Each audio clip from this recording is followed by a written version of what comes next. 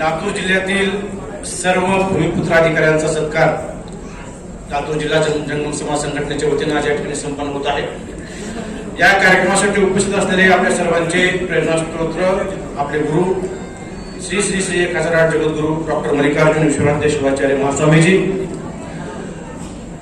ज्यांच्या संकल्पनेतून आणि सततच्या पाठपुराव्यानं हा कार्यक्रम या ठिकाणी संपन्न होतो आहे। आपल्या सर्वांचे मार्गदर्शक आपले गुरु डॉक्टर शांतलिंग शिवाचार्य स्वामीजी आपल्या कार्यबाहुल्यामुळे आताच्या आपल्यातून कार्यक्रम अर्धवट सोडून गेले असे वाईमठ संस्थानचे प्रमुख महादेव शिवाचार्य महाराज, ज्या मनमत स्वामीच्या जिल्ह्यामध्ये राहून मी सेवा देतो असे कपिलदार पीठांचे सद्गुरु विरूपाक्ष शिवाचार्य महाराज, आपल्या जिल्ह्याच्या जिल्हाधिकारी वर्षा ठाकूर भोगे मॅडम, ज्यांच्या सत्कारासाठी हा कार्यक्रम आपण प्रामुख्याने आयोजित केला असे आमचे बंधू आणि छत्रपती संभाजीनगरचे जिल्हाधिकारी दिलीप स्वामी, आपल्या सर्वांची जी दिव्य आपण समजतो असे धन्यमादेवी संस्थानचे अध्यक्ष हिरेमठ साहेब, व्यासपीठावर उपस्थित असलेले इतर सर्व मान्यवर, या कार्यक्रमासाठी अहोरात्र मेहनत घेतलेले जंगम समाज संघटनेचे सर्व पदाधिकारी आणि मोठ्या संख्येने या कार्यक्रमाला उपस्थित असलेले माझे सर्व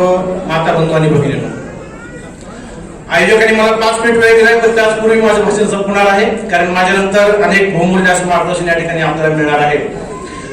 ज्या दिवशी हा कार्यक्रम आयोजित करण्याचं निश्चित झालं त्याच दिवशी सर्व आयोजक संभाजीनगर त्यांनीच मला फोन करून सांगितलं श्रीकांत भाऊंनी की असा आपण एक कार्यक्रम या ठिकाणी आयोजित केलेला आहे।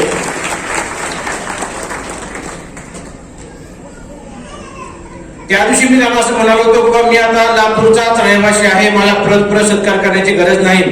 लातूरला ज्या वेळेस जंगम समाज संघटनेचे कार्यक्रम होतात 2005 पासून त्या प्रत्येक कार्यक्रमामध्ये मी सहभागी असतो, त्यामुळे माझा काही कार्यक्रम करण्याची गरज नाही।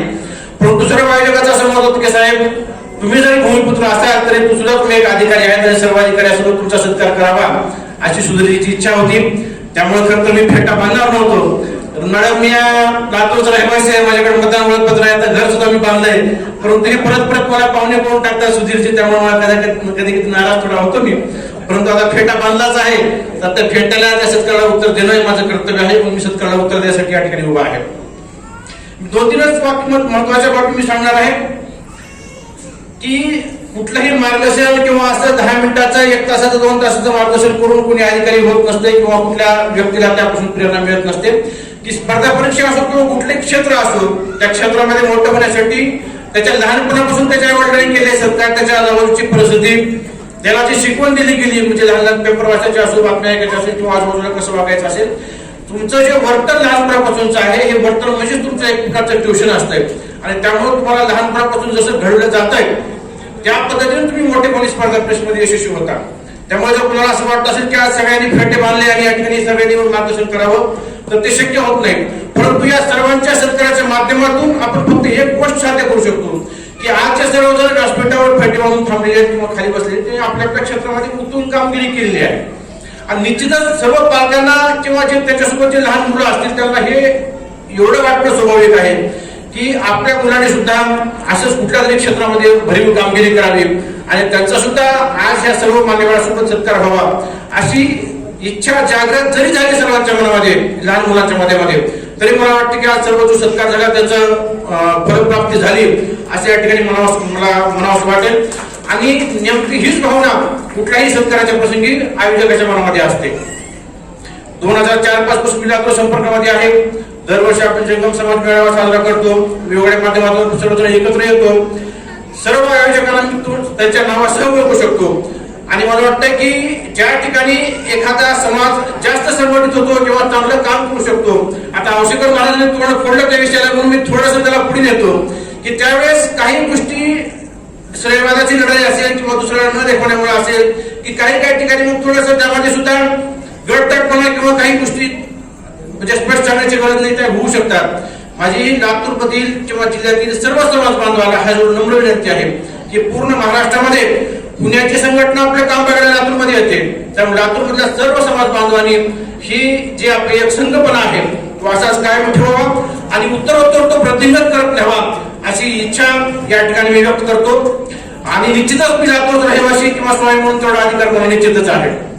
मी आज सत्कारामध्ये आणखी एक भाव ठळकपणे नमूद केलेले आहे की या ठिकाणी ज्यांना फेटे बांधलेले आहेत एका घरातल्या 2-2, 3-3 व्यक्ती आहेत. आता समजा मी आहे, दादा आहे, गौरी शंकर स्वामी आपल्या सर्वांना माहिती कार्यकारी अभियंता म्हणून अंमलबजावणी कार्यरत आहेत. त्यांची मुलगी सुद्धा जी की आमच्या समोर लहान होती, तिची मुलगी आता डिप्टी इंजिनियर झाली जलसंपदामध्ये शिवकंठा.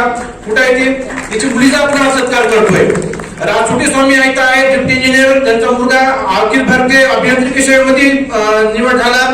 ती बापलेपाची जोडी आहे. इथं साहेब रविशंकर सावळे आहेत, उपसंचालक तांत्रिकचे, त्यांची मुलगी कक्षा अधिकारी असते, इथे उपस्थित नाही. त्यांची मुलगी कक्षा अधिकारी म्हणून एमपीसी पुढे सिलेक्शन झाली आणि आता यावर्षी परत एमपीसीच्या मेन्सला आहे. हे मला फक्त जे मला तोंडावर जे बळकीचे आहेत त्यांचे असे अनेक जोडे असतील, आई वडील असतील, भाऊ बहिणी असतील, भाऊ असतील. मला वाटतं आपला सर्व जंगम समाज आहे, कुटुंब आहे आणि आज दादाकडे, ठाकूर मॅडमकडे बघून सर्वांनी एक संकल्प करावा की आपल्या मुला मुलींना चांगले संस्कार द्यावं, त्यांना मोठं करावं. सगळ्यांनी काही कलेक्टर, डिप्टी कलेक्टर, तहसीलदार, इंजिनियर होणंच असं नसतंय.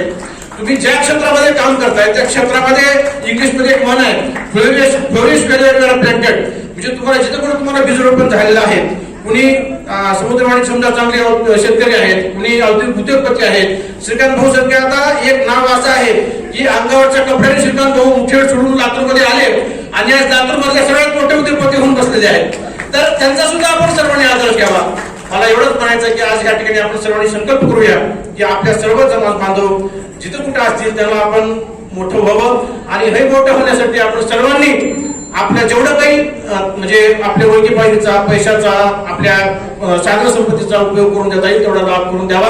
दादाची नेहमीची इच्छा असते की आपल्या समाजाचे दादा जिथे जिथे जाईल जंगम समाजाच्या मुलांना मोठं करणं, त्यांच्यासाठी सोयी उपलब्ध करून देणं हे ध्येय दादाने नेहमी बाळगलेलं आहे. आणि मला वाटतं आजचा हा कार्यक्रम सुद्धा आहे त्याचाच परिपाठ आहे. याच्या पुढे जाऊन मला काही जास्त या ठिकाणी बोलायचं नाही. परत एकदा सर्व संयोजकांनी अतिशय चांगलं नियोजन केलं. तसं नियोजन नेहमीच सगळ्यांचं चांगलं असतंय, परंतु आज जिल्हाधिकारी मॅडम खरं तर सगळ्या पण मॅडम जंगम समाजाची महती अशी आहे की आमच्या समाजामध्ये कुठला जरी कार्यक्रम असला तरी एक जंगम समाज आला की 500 रुपयाचं सभागृह पुण्यवान होत असतंय. आज या ठिकाणी सगळेच जंगम आहेत आणि या ठिकाणी तुम्ही खरोखर आमच्या महास्वामीच्या दर्शनाला आम्ही 1-1 तास वाट बघत असतो. या महास्वामीच्या सान्निध्यात तेवढ्या वेळ आपण राहणं खरोखर मॅडम हे आपल्या सर्वांसाठी अतिशय पुण्याचं काम आहे.